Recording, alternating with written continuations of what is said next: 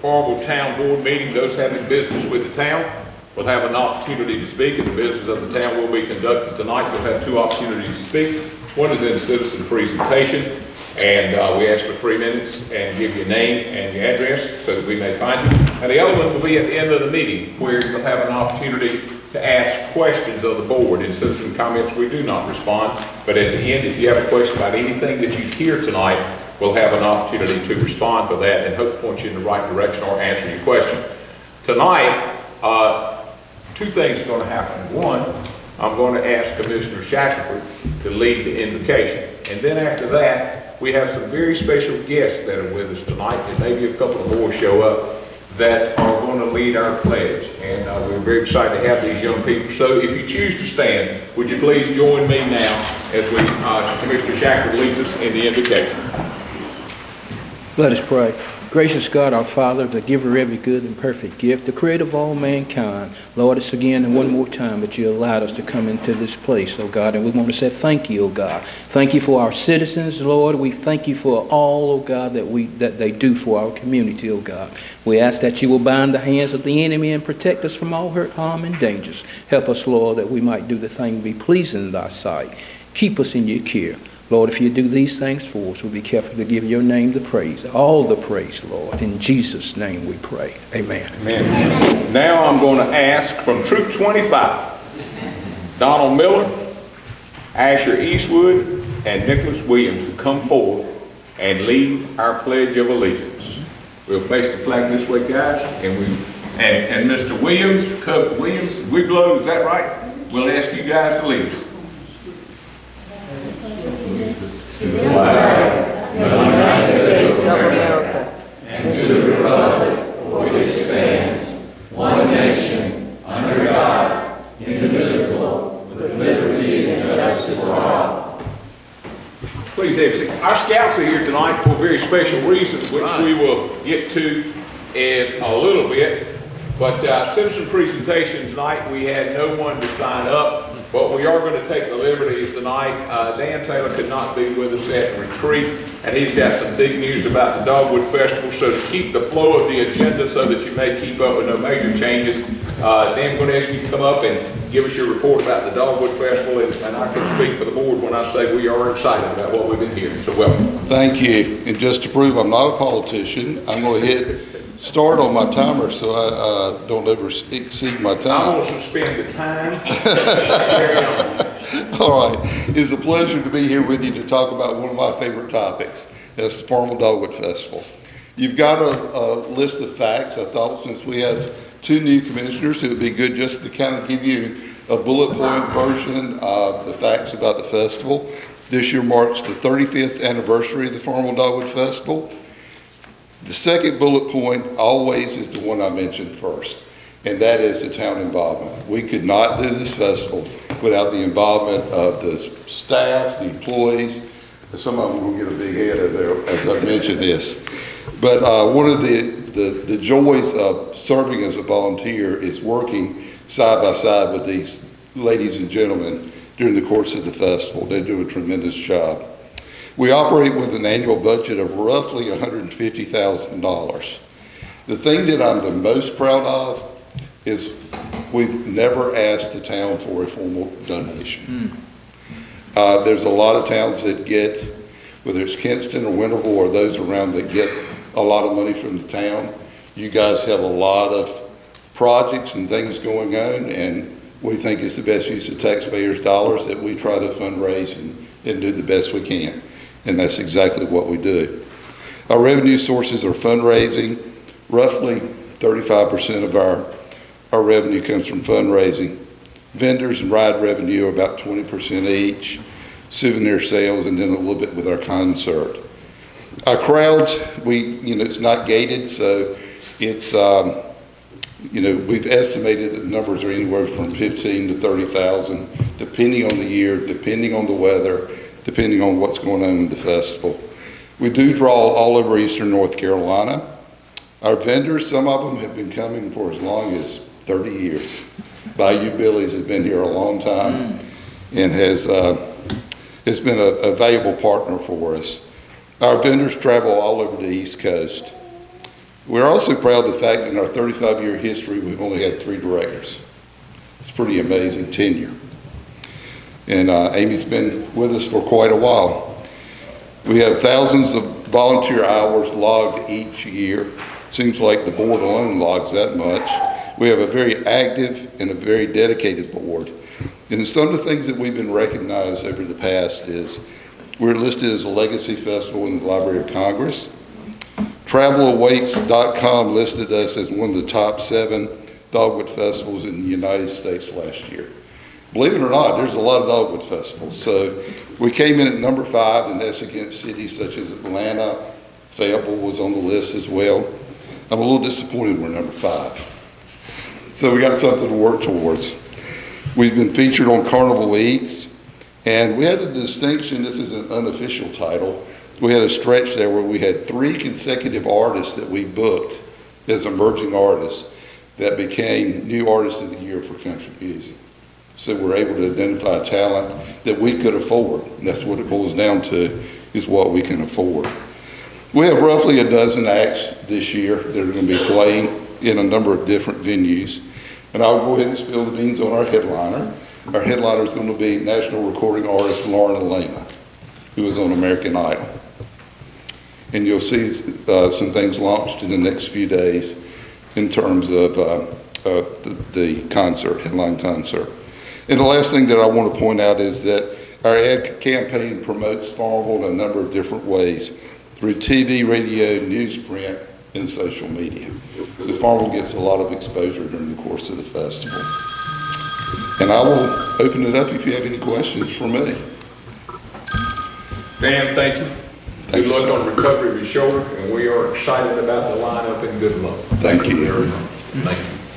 That brings us down to the town manager's comments, Mr. Hodgkin. Thank you, Mayor, members of the board. Just have a few items, brief items. Thank you for the retreat, very successful retreat we had a couple weeks ago. It was a big success. I have to say this again, thanks for being willing to hold these important planning sessions. Some places don't want to do this, and so I think you folks see the value of these planned meetings, and staff certainly does too. We are proceeding with things that came out of that retreat, and there's one item that's actually from the retreat that's you asked to be on the agenda tonight, and it is. So I just wanted to mention that. Thank you on that. The Main Street landscaping project, it's almost finished. And I didn't know Todd was going to be here, but it's involved 13 existing plant beds, new tree, shrubbery, landscaping pavers, benches, and I think there's only 2 beds left to do. Is that correct, Todd? So they're hopefully going to be finished in short order. The benches are yet to arrive, and then I think trash cans are pending a potential funding source. In the meantime, we'll use the existing cans, and it's 100% privately funded. I mentioned that before, but I can't emphasize that enough. And then last thing I wanted to mention, this is the time of year we're transitioning to use of town wells in the summer months, just to remind you and to inform the new commissioners that 6 months out of the year we utilize our own wells during the warmer months. In the other 6 months, we use water from Greenwood Utilities Commission, and that transition will be occurring this month with the idea or the plan to go on town wells on April 1st. So during those times when they're flushing and water's transitioning, may be a strong odor of chlorine. Just run your water a little bit, and that odor will go away. So nothing wrong with the water, just they're trying to flush out the other water and transition to the new water. And that's all I have. Thank you. Okay. Any questions of the town manager? Brings down the financial report. It is in your pamphlet. Anybody got any questions of Amy concerning the financial report? Any questions? Seeing none, that'll bring us down to changes, additions, and deletions. I'll go to the town manager. He has an addition that he'd like to put on the agenda for tonight. Mr. Hodgson. Yes, sir. At your place, I placed a memo from me and some information attached to that memo regarding advocacy services for the town of Farmville. It is not on your agenda, but I would request that the board consider adding that at the end of the meeting as an action item. Board, you've heard the request. Is there a motion that we add agenda item number 8 concerning the advocate? Is there a motion? I so move. Dr. Hobbs has made a motion that we add agenda item 8 to discuss the advocate. Any discussion? All in favor say aye. Aye. Any opposed? The ayes have it. It will be agenda item number 8. Special presentation. Dr. Miller, as you make your way down, I want you to know that I have waited 65 years for this moment tonight. This board is very much aware of why you are here, except Commissioner Smith. And it will come to him very soon once you begin your presentation of what my clandestine move is here tonight. I need some help from I want you to scouts to help you as much as possible. Commissioner Smith, I hope you enjoy what's about to happen. So, you coming up? So we are from PAC 25, and we've got a couple of Weeblos, and we have our Tigers, which are different dads. Do you want to tell them what is coming up on March 23rd? We have our district Pinewood Derby coming up, Right. which is going to be held at Sub Bundy. Okay, and is it just us, or who else are there going to be? What do you want? Okay, see, I told you. We're just talking about it now. So, who, is it just going to be our pack, or are there going to be lots of packs? There's going to be many packs. There's going to be a ton of packs. Are we hosting all of East Carolina, Eastern Carolina Council? So we're going to have from Pitt County, from Bath, and Washington, right? How many, do you know how many we're going to have coming? I can't remember. But we have about 80 racers, I think, about 80 racers coming. And is it open to the public to come? To watch, yes. And that we're going to have lots of different concessions and raffle items. And who wants to tell them what time it starts at? Racing starts at 9 a.m. So that's the presentation. It'll be at Sud Bundy Elementary, and it's open to public to come and enjoy. Yep, that's the school where our pack is out of. Dr. Miller, you have a couple things. First, you have a handout for the board. We Is that correct? do, yeah. So would you, here, one of you Yeah, guys? we can get it handed out. Sure. Why don't you go there? Go start over there, and you two can start and pass it to whoever wants. Give somebody this. And you have my special thing that you got to hand out tonight. I do, and I'm gonna let our actually. Can I get you guys to hold it down in the back? I'm gonna let our chair of our pack hand out. Thank you. He's about to ask for it. What I'm going to ask you to do is, Commissioner Flanagan has agreed to this, Commissioner Shack, Commissioner Evans, and Commissioner Hobbs all agreed to this. Tonight, we are going to give each one of you commissioners a Pinewood Derby car to race that day. Commissioner Smith, you are going to get one also. Folks, in 1959 or 1960 in the Pinewood Derby, Commissioner Smith outrun everybody except Richard Petty. And I have waited 65 years for a rematch. And I've asked the commissioners to join me, so we are a team against Commissioner Smith that day. One of us will outrun him.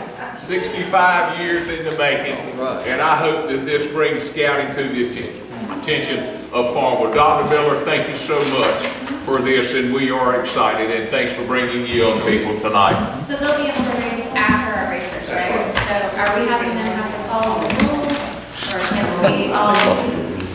I mean, that's up to you guys, I guess, right? We'll figure it out. Thank you very If you have any much. questions, you can ask our. Thank you so much, and good luck, and thanks for helping us reveal scouting in Farmville. We are excited. And audience, thank you for sharing this time with me to do this. That brings us, we'll get on down with some things now. This brings us down to a public hearing tonight. Justin, I think you'll have this.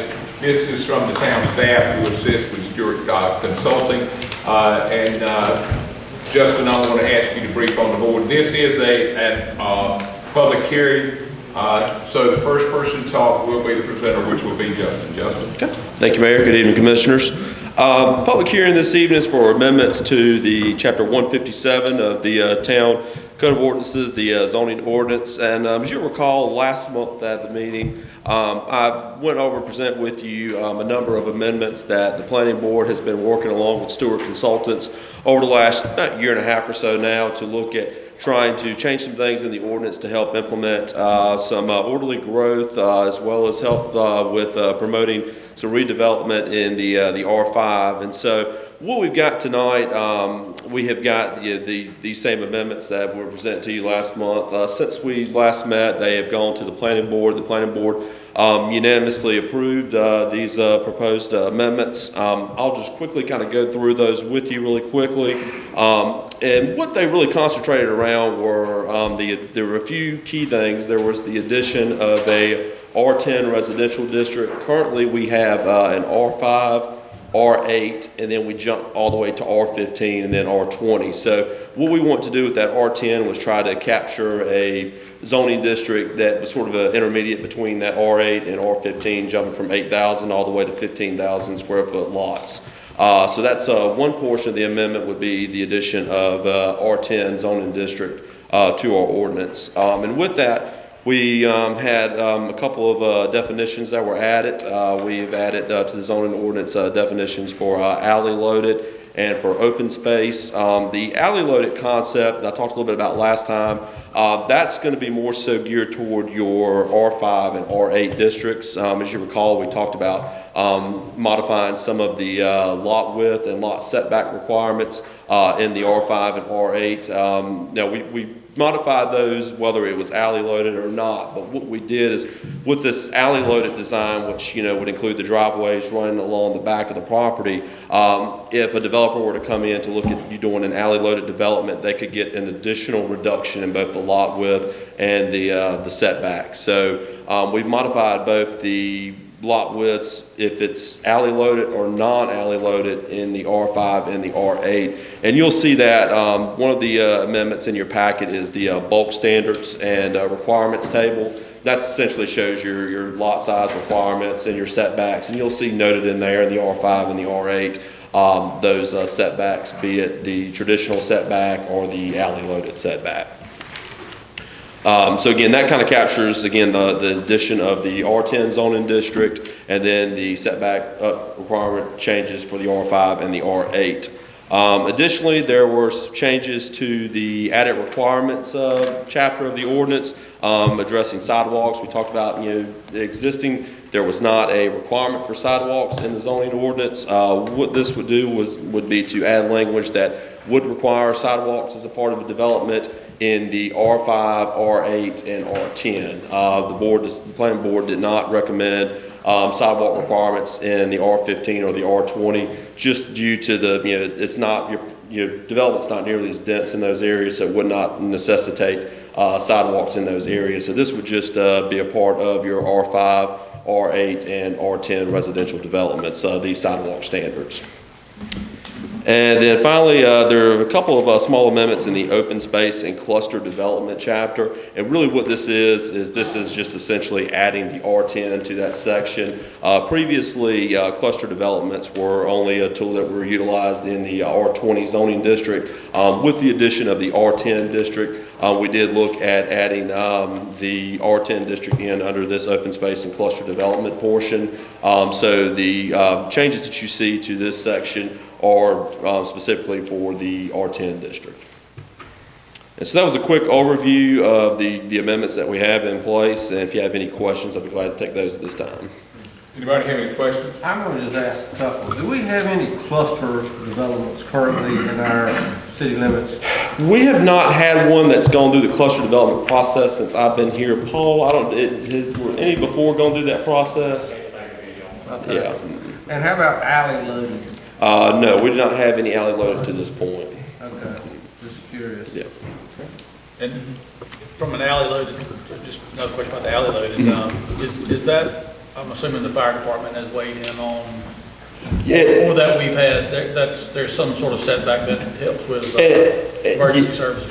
Right, and what we were actually one of the things I forgot to mention, glad you brought up, it's not included in these amendments tonight, but one of the things that we discussed at the last planning board meeting, that was an additional amendment that the board has requested. We did decide, the board did want to set a required alley width, and so they proposed that to be at a 10-foot width for the alleys there. So we are going to have that set as a standard. It was not ready to go tonight as a part of this packet of amendments. So hopefully at your next meeting in April, we'll have that one amendment come back to you. But yes, that's something that we have taken into consideration. Anyone else? Dr. Hobbs? No, I'm fine. Mr. Evans? Mr. Jackson? You guys get down there? This is a public hearing. Anyone that would like to speak, Justin, hang on. Anyone that would like to speak, if you approach the podium, anyone that would like to speak, this is a public hearing. Anyone wishing to speak? Seeing none, I declare this public hearing closed. Questions, comments, and/or motions from the board at this point? I'm looking for a motion to accept the proposed amendments. I would like to thank you and the planning board for all your work on this, and I'm sure in all this there's probably some holes in it somewhere, but it's very good, and I would like to make a motion to approve it as it stands currently. Commissioner Smith has made a motion that we accept the proposed amendments. Any discussion? All in favor say aye. Aye. Any opposed? The ayes have it. Thank you, Justin. Good job on this. We are excited. That means an awful lot. Thank you so much. That brings us down to items of consent. You've had a chance. Anything that you'd like to add to or take off the item of consent? So can I get a motion that we accept the items of consent?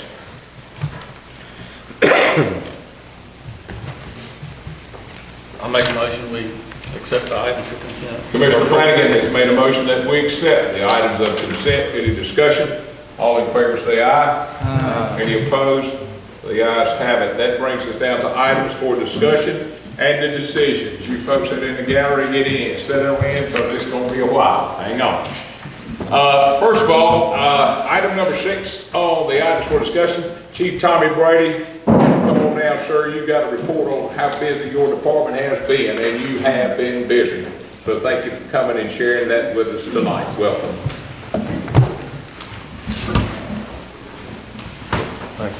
Board, I will remind you that even though that this is under discussion and decision, this is for information only. Is that correct?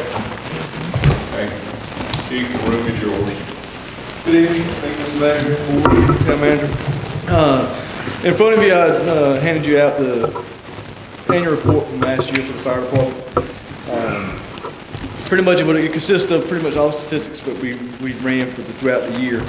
But on the last page, there's a quick reference guide on the last page, sort of talk about. Last year, in 2023, we ran 408 calls for service, which actually was about a 15% decrease from 2022, where we ran 468. So we did see a decline, which is good, but we're still above the 400s. We've been above the 400 for the past 3 years. So that seems to be our new trend. I have broken down some of the call bases that we go on, and of the 408 calls, we have seen the EMS related calls pretty much keep us almost 50% of our call base. Construction fires are going down, but our EMS related calls is also consisting of wrecks, as well as assisting EMS. So they encompass together on a national standard. So they're all included in the same category. But it just shows our wrecks are still high, but our EMS calls are assisting EMS with lifting, driving, and cardiac arrest are increasing as well. We're staying consistent in being the majority of our calls, which are more, we have them more than anything. We don't see we see firehouse fires, we don't see them every day, but we can also say we pretty much go on average EMS calls almost daily if you do it across the year. Seems like during the year. For 2023, our busiest month was November. Our slowest month was July, which is common with the summer months with the people vacationing. to the beach and going on family vacation with school being out. Our busiest time of the day is between 2 and 3 p.m. And our busiest day of the week is on a Thursday, and our slowest day is on Saturday, which is sort of ironic. The weekend is one of our slowest days. But we always recognize the award winners, and those that were able to come to our Christmas party last year, we recognized some of our award winners. But of those 408 fire calls, we had one member attend 385 of those, which is 94%. That was Mr. John Wells. He's mostly our main truck driver for our fire calls. Also, as far as our membership, they still have a commitment to training. Our training hours collectively went down last year, but we had more people obtain the certifications to complete their certification to be state firefighter certified, as well as some other specialty certifications like fire life safety educator and CPR instructors. And like I said, we gained 2 new certified firefighters to the state level, which that took all year for them to get. They started in January and they finished that goal in December. That's how long it took for them to go 2 nights a week, pretty much the whole year. That's the commitment they did outside of any kind of training they had at the fire station. So it was a lot of time and effort given. So the total amount of hours for the department and collectively was 4,376, but of those, 2,717 were certified, which was actual fire training, hands-on training, or driver training in the trucks. One of the highlights of last year is the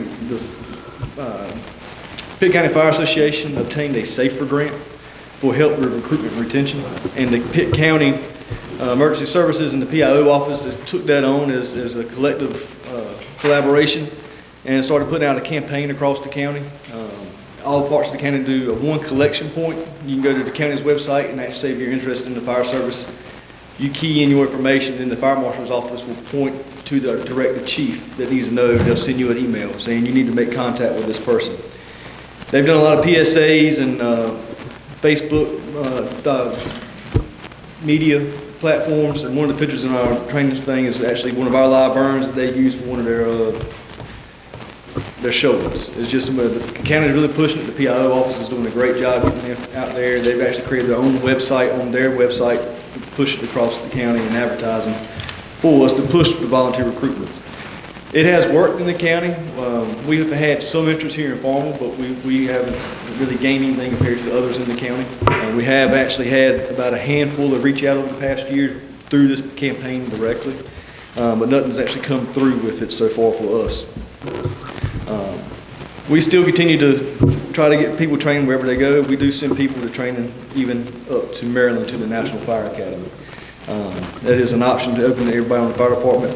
We also actually suggest anybody that needs to go up there to see the history of the fire service with the memorials, but also be able to meet people across the state, but you also start seeing some of the national instructors teaching that, where you can go back and it's free training. We used to register, we pay for a registration fee, but it's free, it's room, board, and meals. So only cost is to get up there, outside of the registration, which is a great training aspect. And then throughout the year, we have that option. If somebody's got the time, you can actually go up there and have free training outside of just getting up there. Some high-class training is up there. Every time we have a structure fire, we have to put guesstimations on how much property value is and how much loss we have. Last year, our pre-incident value was $7,145,100, with fire losses of $668,100, which shows a saved value of $6,477,000. Which that's all guesstimation based off of what we believe something's worth, the value of something, and what they might lose. If it's a complete loss of somebody's house, it's a rough figure. But them rough figures are put in a report, and all our reports are sent to the National FEMA U.S. Fire Administration, and is documented across the whole country. So we have something to relate to and see. But as far as some of our high topic calls, We actually saw a little bit of increase in structure fires last year, which went down, now it's going back up a little bit. Our wrecks actually came down, which is good. Even with the interstate out there, some of our wrecks have come down, but they're still pretty high. Out there, anything out there on the interstate is actually very dangerous for us as responders, as well as for the general public. So pretty much if you see us out there, we pretty much shut the road down now while we're out there. So we just stop all traffic until we get to a point that we think it's safe enough that we can be clearing ourselves, or we can control them by using our speed bumps. But we get everybody down to a stop before we let them go, so we can at least go. They like to go. They go 100, and it's no problem right past us. But it's one of our areas that we always tend to. We're afraid of that area, but it's something we strive to continue to practice for that, and that's why we actually use one of our apparatus as a blocking vehicle, as a protection zone, giving up one of our vehicles. We actually will leave the vehicle and let it sit there. So hopefully if something does awry and if something gets hit, the truck is taken out, it can be replaced. But we actually, if it hits the truck, it'll stop it from before it gets to any of the personnel up there. The Highway Patrol now calls us if they have a minor wreck out there just for traffic control. It's bad to say, but they almost get run over by themselves. They'll call us in a heartbeat. There's no secret about it. They know we'll set up a little traffic pattern and we set up a safe zone. And they like operating that way because in the end, we all want to go home safely. Just for doing something I do, just hitting a deer out there, some of these it's crazy on the interstate. It was crazy before we came interstate, but it's like it seems it's gotten even worse now. One of our highlights that we have every year, we do the state grant. And this past year, we always use the state grant, 50/50 grant to match for mostly our turnout gear, which is getting more expensive. But we use that to help offset that cost, as well as we replaced all our AEDs this past year. So now our pads work hand in hand with the EMS agency's machine. If we get there before EMS and we set our AED up on somebody and they get there, we haven't got to remove the pads. All we got to do is plug our pads in their machine. So we work more hand in hand with them that way, so it just alleviates one less. It's minute seconds, but it's just seconds matter in that kind of situation. So we made that change this past year, so we're all up to the same AED across the board in our department, so we can have that ability to match up. That's our report in a synopsis. Feel free to read into this more, and I can definitely don't mind coming back to explain anything or contact me directly to explain even further. I tried to just pretty much highlight the department. We're still 38 members strong at this moment, and we've already started off the year. We're averaging around, so far, we're about up to over 70 calls this year in 2 months. So it started off as a busy month. We've already had more structure fires in the first 2 months in 1 week than we've had in 6 months last year. Anybody have any questions of the chief? Any questions of the chief? May I ask some questions? Yes, sir. Okay. Just looking at your breakdown of calls, what is actually a good intent call? That is, the coding that we have is based off a national incident reporting system. But I was inspecting that. A good intent call is pretty much it's like anything we get dispatched and canceled en route. Odor of smoke in the area. Not quite a false alarm. It's not quite a false alarm. Something that's a controlled burn. Somebody called in a wildfire, but it's a controlled burn. It's not an emergency. They got a permit for it, or it's a farmer burning the field off. It's just a good intent call. That's what the FEMA deems that as code-wise. Kind of a catch-all. It's a catch-all. We got another couple of catch-alls, but that's mostly the main one that can catch all. We actually have a false alarm that's more or less for fire alarm system false alarms. Well, right below that, you've got a service call. Now, what's a service call? Service calls are a little bit, you have to do something. I mean, it's something that's down like if you had to cut a ring off in somebody's hand. How about you go get a cat out of the That's in that. Animal rescue is in the service call. Just to check out something. we gotta remove smoke. Somebody smoked their house up cooking, we can remove the smoke. It's not, nothing dangerous, we just want to help clean, get it aired out, get the smoke out of the house. That's more of a service call. What percentage of your fires are in the municipality of Farmville versus the county? I haven't got that number in here for us breakdown between the two districts. I do have it at the office. But the actual, out of the total fire calls, is this past year was a 66 town to a 34% rural total call is. And a lot of that comes from a lot of our assist EMS calls as well are in town. With the nursing home and the assisted living home we have in town, we have more EMS calls here. So that numbers are sort of inflated because of that. If we take the EMS calls out, our EMS calls in the rural are a lot less than we have in town. Right. But our wrecks are more in the county than we have in town. So asking about the wrecks, now, you say the highway patrol actually Highway patrol will call call you us. consider that working for the state of North Carolina? No, they just want to protect their brother. I mean, that's pretty much what they would do. If you get a call from the Well, highway they call patrol, you feel obligated 911 to center and ask us to be dispatched for traffic control. And that's what it comes in as when we get dispatched. It's requested by highway patrol on scene. Pretty much just to provide them a safe zone. And can you tell, I think I know, but how much of, I have a hard time calling it the interstate. I haven't quite got used to calling it the interstate now, but how much of that highway are y'all responsible for? We got 8 miles. 8 miles. 8 miles. And that goes from where to where? It goes to the county line to Right there at Lewis's store? Lewis's store, and we actually go through mutual aid, or because the way they did turnarounds, we actually go to Mazingo Road. Mazingo Road. 41 to 53 for the most part, but exit wise. Pretty big distance. Yeah, we got the biggest cut of it because we got to go one way, so we got to go all the way to Greene County. And all turn that's around in and the come back. county. All of it's in the county. Like I said, our next turnaround actually is in Greene County, so we assist. We have gone out there with Greene County some out there in the county line. Thank you. No problem.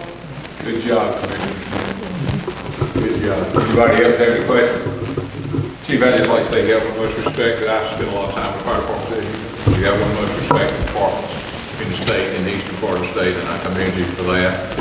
And I also want to thank you for what you do for this county. And as Commissioner Smith asked the question, you answered. A lot of people in this county don't realize what you do for the county. And I appreciate it, and I want you to know that your colleagues throughout this county appreciate what you do, the other fire chiefs, and I thank you for it. You got a meeting tonight? Yes, sir. What time?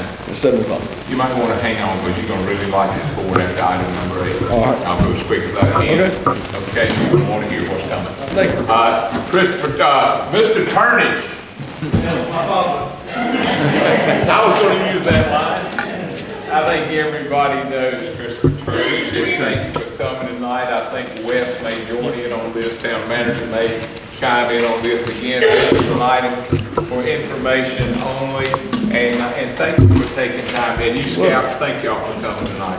Wes, do you have anything you want to start with, or do you want me to just go? Okay.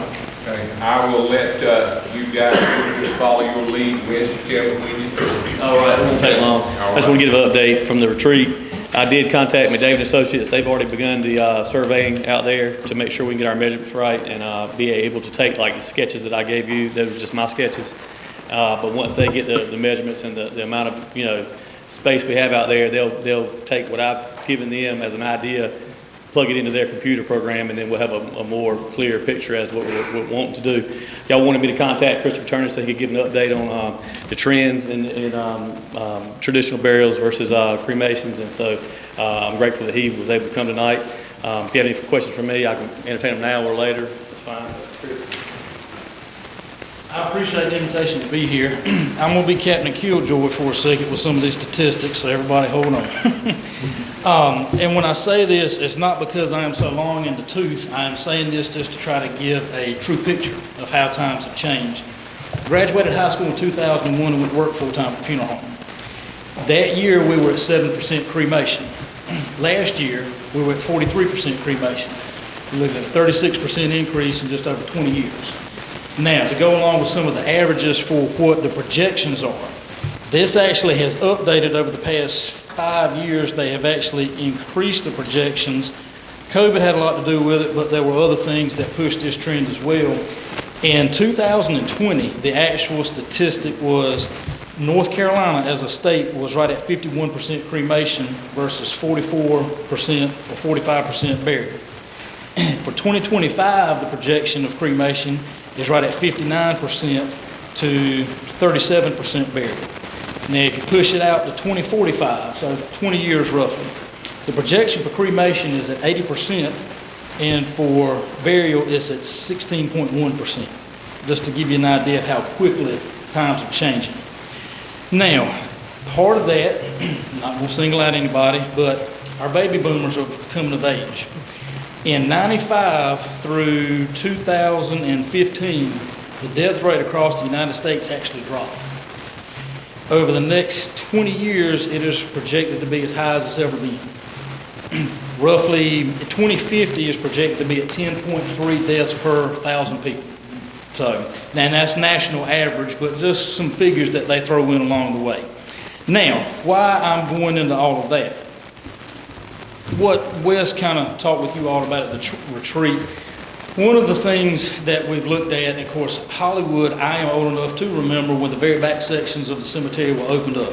There was nobody buried out there. You go out there now, and in the past 20 years, it's just about full. I mean, it's close to it. So there's plenty of room out there for now as far as expansion. And that's, Wes and I have had a few conversations, and just through the years you come up with a what-if scenario, if you could do this, if you could do this. Well, one thing that we see quite a bit is requests as far as what people want. I think Wes brought before the town some time ago the option of going with flat markers. I think that is a great idea for future expansion. It helps with maintenance for those guys, just truthfully. You have plenty of space for now, as we talked about, and I think Wes has gone over that, come up with some drawings, but kind of a what if you could do it. One of the ideas that come about would be the possibility of building a mausoleum out of the cemetery. And Wes and I discussed it a little bit. If you did, I would suggest putting it up towards the front, up towards Pitt Street. It's a very wet area as far as having to dig graves. It gives another option for the citizens. I dealt with somebody last year on a mausoleum, and a single, as in one mausoleum for one person, was right at $20,000. They were shocked too when they heard the price. The town could essentially build a larger building. There's so many options. You can do one that has an indoor facility for services. You can do some that has an outdoor facility for services. Personally, I think that would be a little bit too much for the town at this point. You could do one that would be all exterior, where you could basically have a full wall type mausoleum. If you decided to go that route, I would highly suggest putting in niches for urns. I think the ordinance were changed several years ago, not allowing columbariums or niches on individual spaces. If you do go the mausoleum route, I would also recommend not allowing private mausoleums anymore, where they would have to purchase them through the town. Truthfully, price-wise, it would be much less doing it that way for the individuals anyway. I talked with a colleague and got a name of a manufacturer that they had worked with, a very reputable group, and just got a little bit of information, just kind of filling the gentleman out. He said that there were 5 or 6 main companies. They are down to about 3. He said if you were to sign today saying, hey, we want to build this, he said, hopefully I could start at the end of next year. He said, but I can't guarantee that. He said it is just such a demand for it. And he just tossed around a few figures. If you decided to build one, he said he suggests getting as much as you could out of it because of how the marble, granite, everything is shipped. If you can fill up the containers, then you're using the whole space. You're not having to just do a half container. He said you're going to pay the same shipping either way. And he suggested for probably what the town of Farmville would look at would be like 100 to 120 spaces for a mausoleum. We talked about pre-selling. He said, honestly, I suggest not doing that because of all the other it brings on of having, if you have someone that pre-purchases a space and they pass away before it's ready, then you have to have something set up to hold that individual, whether it be a temporary mausoleum or something above ground. He said that it could get tricky as far as doing that. I asked him, I said, well, just off the hip, what's the figure? If you're going to do 120 spaces, niches, all outside, what would be your cost? He said, if I had to just throw a number out, he said, you might be looking at $300,000. He said, now a lot of it would depend on design. He said it would just totally be dependent on how you wanted to do it. You could pre-sell it, but there would have to be a contingency plan for it. the town couldn't make money off of it. If individuals are buying them at $20,000 a piece, I guarantee you the companies that are selling them are not losing money off of them. Now, would it take some time possibly to recoup the money? Yes, it could, but it would also be another way as far as long-term revenue for the cemetery, because eventually Forest Hills is in that situation now. It's full. You're not selling any more lots. You're just having to maintain. You could get more individuals in the mausoleum over the space that it would cover probably than the burials. I'm gonna jump ahead, looking way ahead.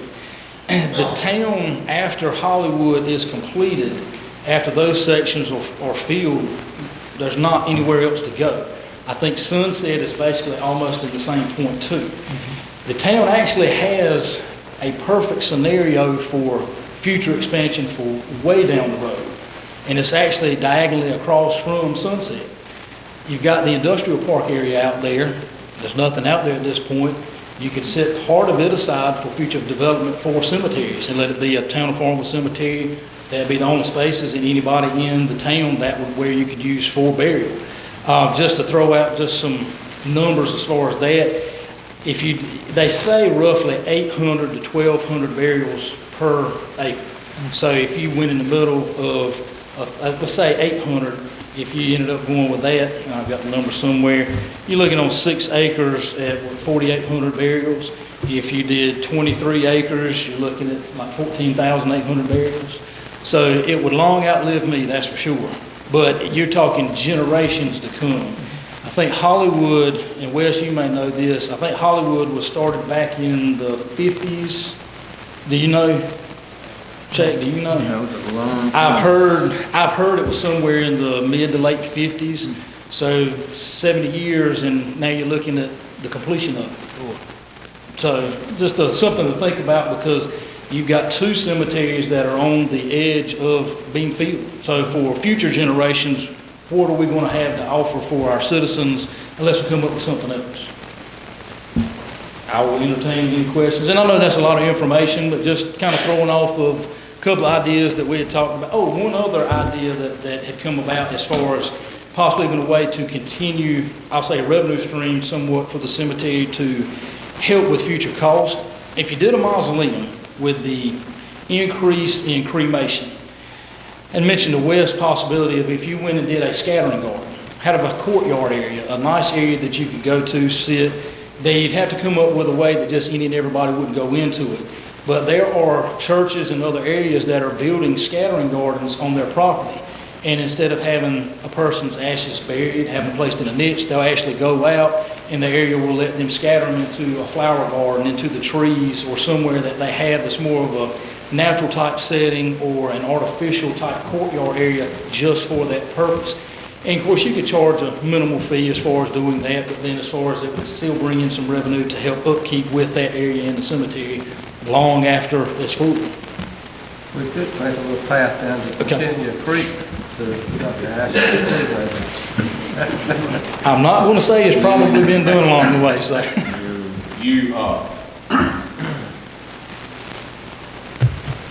You're certainly giving us a lot of information. And it's just something to think about, and I've got the manufacturer that I spoke with. I know of a place recently that they have actually worked on several different style mausoleums for the cemetery there. And I'll be glad to give out name, number. You can go to the website, look at different designs they have. He was hoping to send me some pictures I was going to try to get printed or send to you all, but he wasn't able to get them to me in time to bring them tonight. From what I gathered at the retreat, Wes, fix me if I'm wrong, but what I gathered at the retreat, this is something we need to be moving on pretty soon. I mean, the clock is ticking. We've definitely got to move on the expansion on some of them. We don't necessarily have to go with mausoleum. I sketched 2 different places with walls versus that in the building. Same thing, but we're at a point now where we need to be ready to sell plots in the new section to the left, to the rear back. And you put a timeline on this so that the board can move on this, okay? I urge everybody to go home and go online and read everything you read online and read what life expectancy of a child born today in Farmville, North Carolina, and it will open your eyes to what life expectancy. So Is this something on behalf of the board before we get, is this something that we can get in 30 days, 60 days? When can we get something to vote on and move on? But at the same time, give the board time to do the necessary research and ask the right questions so that it's in front of us so that we can make a move. Because as you said in the retreat, it's something we need to move on. Yeah, I'm actively working with Simon Cox now, so as soon as I have something that he has from my sketches and his programming, I can have it to you next month for just to look over. I mean, I think within 60 days we need to be able to sell plots. But may I ask some questions? How many existing plots are in the current footprint of the cemetery now that have people unburied? I could look it up, but there's no way of knowing that right now.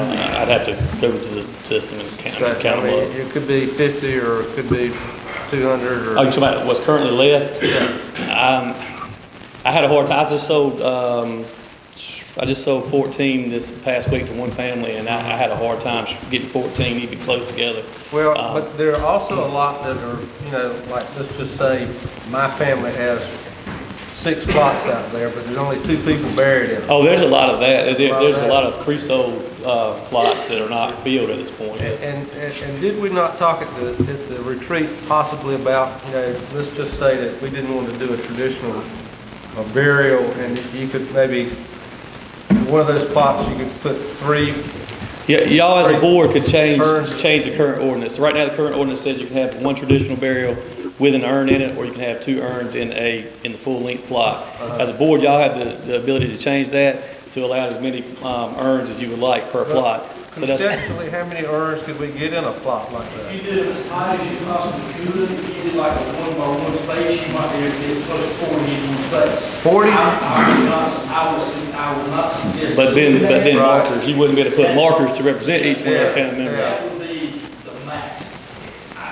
But I think that's also something we should think about. 4 or 6 at the absolute most would be most feasible. Probably 4 at the most, because at least you can go at the corners as far as placing markers. Yeah. They do have to cut the grass and maintain it, and it would be a nightmare if you did otherwise. Yeah, but I mean, 4 increases our capacity by a lot. A tremendous amount. Yeah. It does. And that, Go ahead. I was gonna ask, that's if we just do them in the ground, that doesn't. Correct. Yeah. And you were saying earlier, you would maybe not be for having individual families have a common burial. At that point, if the town were going to sell them, what most places do is more like municipalities, they will then stop individuals from having them, because then you pick yourself as such, where it kind of forces them to buy what the thing it would actually be the mausoleum side, as far as casketed, it would actually be less than doing individual.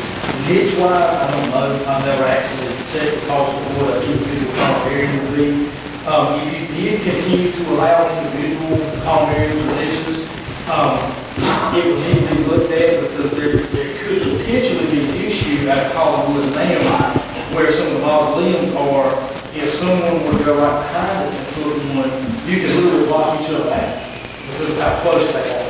Because there's nothing that's set forth to say, hey, you've got to have this whole section, you can literally go put them back to back and force somebody to not be able to get in their own mausoleum, because you literally block the door. I mean, how many mausoleums are there out there now? 6, 7, 8, maybe.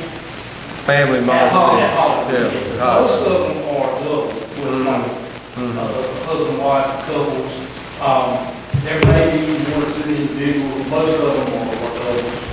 And we're talking about if, in the proposed land that will add on, the additional to Hollywood, and we'd also need to decide whether we're going to allow for 2 or 4 cremations or urns or whatever. You could go ahead and make that plot. change Yeah. at the time of the expansion, and then that, but it would, I guess you would make that, that would be open to all the previous 2, which is fine. That doesn't bother me. I just don't think you more than 4 makes sense because of markers. I don't think you can get markers. Right, but I mean, even going to 4 increases our capacity. Oh, by a lot. Yeah. I'm really being You said 51 or something like, in 2023, I think you said there was 51% cremations and then 45% burials. There's about 5% in there. What happens to them? Donations to medical schools, burial seed, there's other things that have along now that are. Okay, all right. Can't opt out. Can't, yeah. They Okay. have to be choice somewhere down the road. Mr. Flanagan, anything?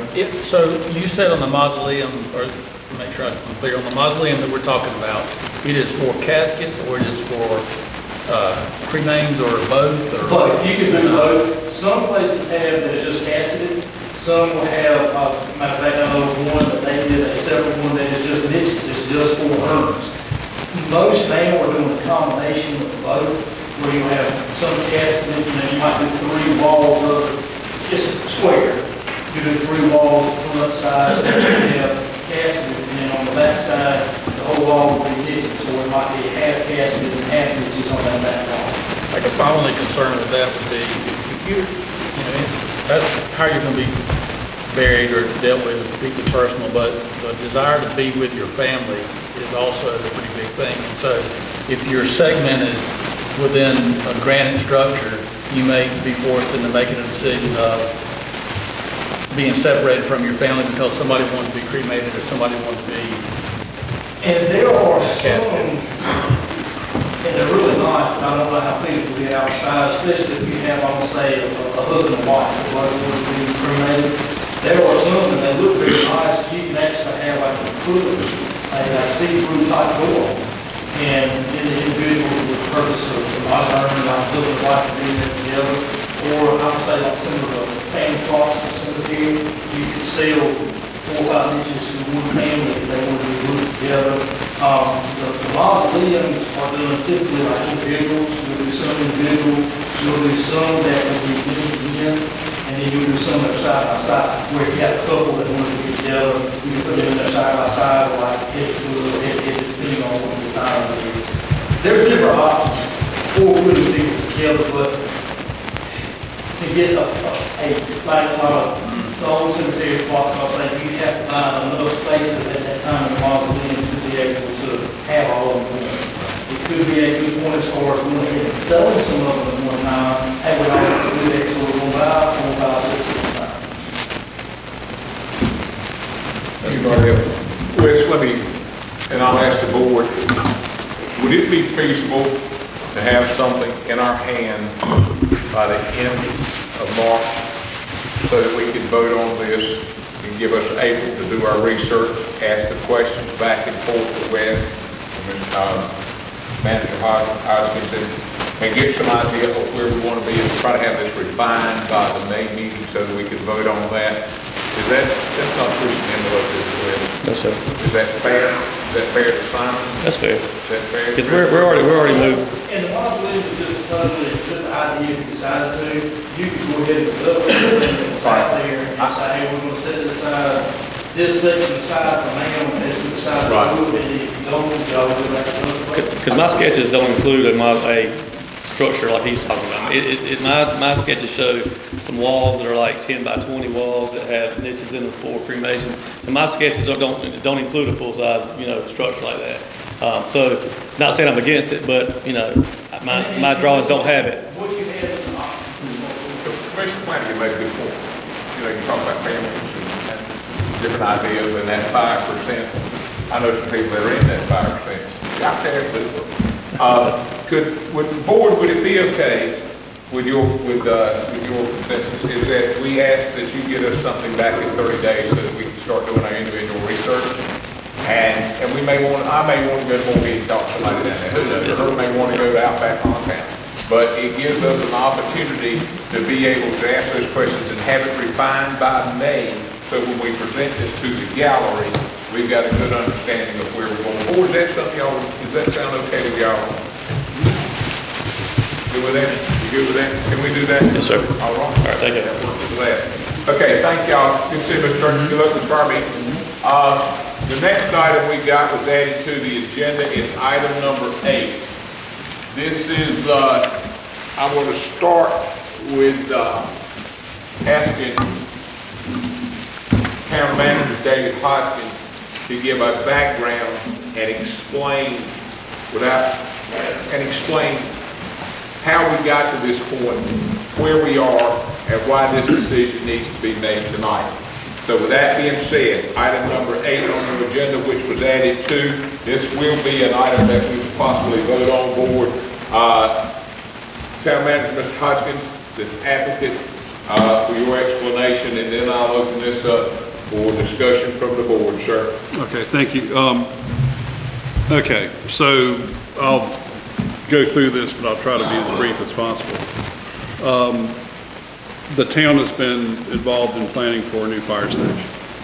And we have gotten to the point where the facility is fully planned. It is literally ready to advertise for bid if we wanted to tomorrow. So everything's designed. There's some minor permits that are outstanding, but nothing major. So it's ready to go. The problem is funding. You're talking about this project's been delayed for several years for a variety of reasons. We went through that at the retreat. But cost, as everyone knows, have escalated through the planning process to the point where we are at our estimates for our facility are such that we don't feel comfortable, trying to do this on our own. We always have felt like it was a project that should be cost shared with other levels of government, for instance, the county commissioners, because it is a public safety facility, and it serves half of the district. It is outside of the corporate limits of Farmville, so it only makes sense. So we've solicited, we've provided information to the county commissioners to no avail. We've not gotten any commitments from them. We have solicited funding through the state of North Carolina. We had a bill that was introduced, but it went nowhere in the last session. We do have an earmark through U.S. Senator Tillis' office that could potentially come through if the federal government ever adopts a budget, which we all know has been on hold for months. So we have various irons in the fire, but we feel like we're sort of at a step. I mean, we can do some things on our own, but we really need some help. So we feel like we need to, at this point, have more of an advocate for us that can, has experience at the General Assembly and in Congress and working with folks and, getting earmarks for Farmville, because other towns are getting things, not so much around here, but, and a lot of it is who you know. Everybody knows that. And so we have talked with some advocacy firms, lobbying firms, whatever you want to call them, folks that have experience in this area, and they feel like they can secure some benefit for the town of Farmville. The fire department was the impetus, but this could lead into, equipment for the police department or greenway development or parks development, things like that, all sorts of capital needs that we have that we feel like are beneficial, that we just would like to have some help. So the memo in front of you lays out that, and also has references 3 firms that were recommended. All of them were highly recommended to solicit for these types of services. The first one is Checkmate Government Relations. These folks are, they all have, especially at the state level, they have extensive experience working with Republicans, Democrats. They have direct lines to leadership and things like that in the state especially. And I've listed, I won't go through all this, but I've listed some of their key clients. They have a lot of clients that are municipal and county.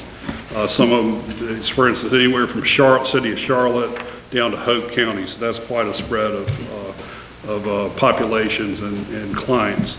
They also used to work with the city of Raleigh and Wilmington, so they have some pretty big clients on their list. And so then we also got a proposal from Williams Mullen, which is a law firm and lobbying firm out of Raleigh. They work for Electric Cities of North Carolina, which is, we're part of that organization. They work with North Carolina Association of Realtors, South Carolina Association of Realtors, Progress Energy, several big clients. They don't list a lot of municipal and county clients, but they do have a lot of connections. And I noted that one of the attorneys in here used to be a staff attorney for North Carolina General Assembly, so obviously he knows a lot of people. And then there was a third proposal that I got a response from. That was Blanchard, Lewis, Miller, and Isley in Raleigh. Philip Isley, we exchanged some phone messages. We never actually connected, and he was in a conference in Asheville when we were having our retreat, and we never could quite connect, and it just, you know, we just went back and forth, played telephone tag, never was able to talk to him, you know, on a live phone call like I was with the others. I had either a Zoom call or an in-person meeting with the other two firms. So they expressed an interest, but they didn't provide a proposal, and I felt like we really needed to move. So you have these proposals, and then just some notes that I put on here. All these firms, as I said, have experience lobbying federal and state officials on behalf of local government clients, some more than others. All the individuals lobbying on behalf of local governments must be registered on an annual basis with the North Carolina Secretary of State's office. So there are fees that are just annual fees that everybody who's a lobbyist has to pay, and also we as the town have to be registered to be lobbied on behalf of in the state of North Carolina. And then all of these firms have in-house legal expertise. All of them have staff attorneys or are attorneys, in fact, who are also lobbyists. So I'm recommending that we go with Checkmate, which is the one, they are also the least expensive one. And they also, they have a month-to-month arrangement. They would provide services on a month-to-month basis. We wouldn't have to sign like a year contract, and could cancel with 30 days notice. Williams Mullins had listed a contract term of March 1st through, obviously we're past March 1st now, but March 1st through August 31st with a 30-day notice to end the contract. So they're more expensive than Checkmate is. And like I said, all of these folks came highly recommended. I talked to some of the folks that had worked with these firms. Everybody was very pleased with what work, and one city I talked to specifically about Checkmate, they've had an ongoing relationship for going on 18 months and are very pleased. And they even had a fire department funded through a $10 million earmark from the General Assembly by this firm. So that's my recommendation. Before I open this for discussion, David, in the interview process with these folks, a lot of good questions that day. I enjoyed the interview, but would you add Checkmate's relationship with the county and a hand-in-glove type situation, their relationship with the county? I think the board needs to hear. They believe have an ongoing relationship with Pitt County. I don't remember exactly specifically what their relationship was, but they do have some connection to Pitt County, so they're familiar with Farmville and, you know, what we do here, which the others don't have that connection to anybody in this county. Excuse me. Both of these firms come highly recommended, and I have spent a lot of time, as you know, doing research on both of these firms. The thing that impresses me is not only with Checkmate's recent success with the county, but the fact that they know what's going on in Farmville. They are aware of what our needs are. They understand the growth. They understand our positioning with the entire state of North Carolina. Commissioner Smith, I'm going to go to you for your opening comments on this, if you don't mind, please. Well, you know, it's always kind of hard to go outside of your realm of expertise, but I think, you know, we are outside of our realm and we try and get money. We've had in the past representatives like Walter Jones and Walter Jones Sr. and Jr. both in Raleigh and in Washington that were advocates for us. Edith Warren and people like that that could make things happen for us. We really don't have anybody like that, and I think, you know, to get that experience, we really have to look at, you know, as you call it, a lobbyist or an advocate. And I think it's important that if we're going to move forward with this project, that we probably do this.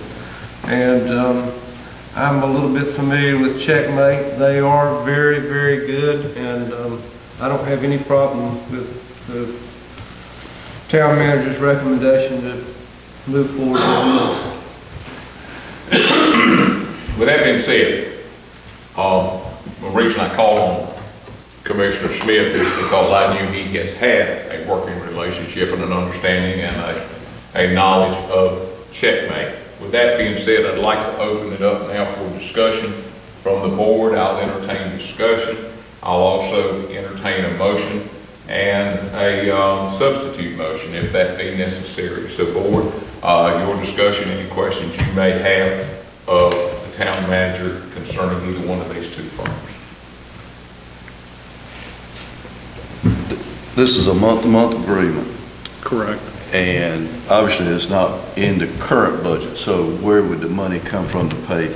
Okay, we have in the general fund, we have an economic development department that has funds set aside for certain uses. Obviously, when we did the budget back in July, or approved it back in, I guess, June last year, we didn't anticipate having this expense. So we have money in that budget that's unobligated, unspent, and so there is sufficient funds to carry us through this year and more. And then, of course, obviously, if the board approves this agreement and continues it past June 30th, then we would, budget for it in the coming year and have a specific line item for it. We'd probably do an amendment anyway between now and then, but we would actually list that as a line item in our economic development budget in the coming year. I'm glad that Commissioner Evans mentioned that. The other thing, I just want to mention that, this is, we don't know how successful they're going to be, but they've got, for instance, with the state level, the short session of the General Assembly begins April 24th. And it's imperative that if we're going to do something, we do it now so that these folks can start making those contacts with the decision makers in the General Assembly before they even go for day one of the session. So, we always talked about, potentially getting them or someone going quickly so that they could get us positioned, because they're not going to have a lot of time because it is the short session. Now, I know in some years it hasn't been that short, but my understanding is I think the Speaker of the House is running for Congress or something, and so he's not going to be interested in hanging around if he's got a campaign for a new office. So I would suspect that short session may be actually short this year. So we need to have somebody, on our side as soon as possible. Board, before I call for a vote, the ENC is very pleased with Checkmate. Yes, sir. Very pleased. And talking with the county, they come highly recommended with those that I have spoken to. So before I do that, I want to thank you for the time you spent doing research. For the gallery, I want you to know everybody on this board has spent a lot of time looking into this and doing their own research, and I thank you for that. With that being said, based on the number of questions, I would like a motion at this point from someone if the board wishes to go this way. Let me ask just one. Yes, sir, please. One thing. Please. So the short session starts April 24th, and typically they would have, we would know results if they hit their mark sometime around June or July, whether or not this would be successful. So I guess it's a month-to-month thing, but realistically, to know if this is going to bear any fruit, we're looking at from now until, give it an extra month, say August, we should know have a good idea of whether or not this is gonna pay off. Does That would certainly be seem reasonable? hope, right. I agree 100%. I mean, I'm a little skeptical of just, an ongoing month-to-month agreement, but I think we at least go in with an initial timeline of what we are kind of committing to, or at least a point of reevaluation. That would be helpful to me. I think it's fair to ask for progress reports along the way too, that we could provide to you from Checkmate, If I may frame that question a little different, this fire department that they're going after would just be step one in the other projects that have been. And the reason I say this is we had a laundry list of projects that were held up by an inefficient state audit division that held us up for 2 years, and it's held up a bunch of projects. And in the interview, and you can weigh in on this, David, I asked the question, if we do this, can you do this, and can you do this, and stay with us on these projects. This was not a one-shot deal because of the other things that the audit held up in the millions of dollars for Farmville, and they did agree that they would continue on. So I'm assuming that is that this amount that we're investing in, if we choose to go after that for the next thing, would hold true in this agreement. Right, I mean, we could ask them to work on behalf of us on any project. Right. But obviously, the fire department was like top priority and everything else was like well down the list, but there are several other things like I've mentioned, Right. things like, park development and police department and all sorts of things that, equipment needs, a lot of smaller things that we certainly could need help. But we will know, as you said. We'll plant the seed and we'll know where it's going from there. Does that make sense, Commissioner Fleming? Can I get a motion on this? I'll make a motion that we approve Checkmate as our advocate with maybe some type of at least semi-annual reevaluation as Commissioner Flanagan is, if not quarterly. What is it, quarterly? Commissioner Smith has made a motion that we hire Checkmate as our advocate and review it on a quarterly basis. Correct. Is that what I heard? Yes, sir. Board, you've heard the motion. Any discussion? Am I good with that, Chris? Am I good with the motion? Yes. Any discussion? All in favor say aye. Any opposed? The ayes have it. We have hired Nelson, Freeman and Company. Thank you for that. Thank you. We haven't hired? That is Checkmate. Sorry. Sorry. Yes, we have hired Checkmate. With that being said, this brings us down to citizen comments, and let me be very clear on this. Citizen comments are about anything that you've heard tonight, on anything concerning the fire department, the cemetery, or the advocacy. Anybody having any question about what's happened here tonight? Good evening, Commissioners. I just had a simple question, and maybe it's just my misunderstanding, or maybe just how you guys are managing things.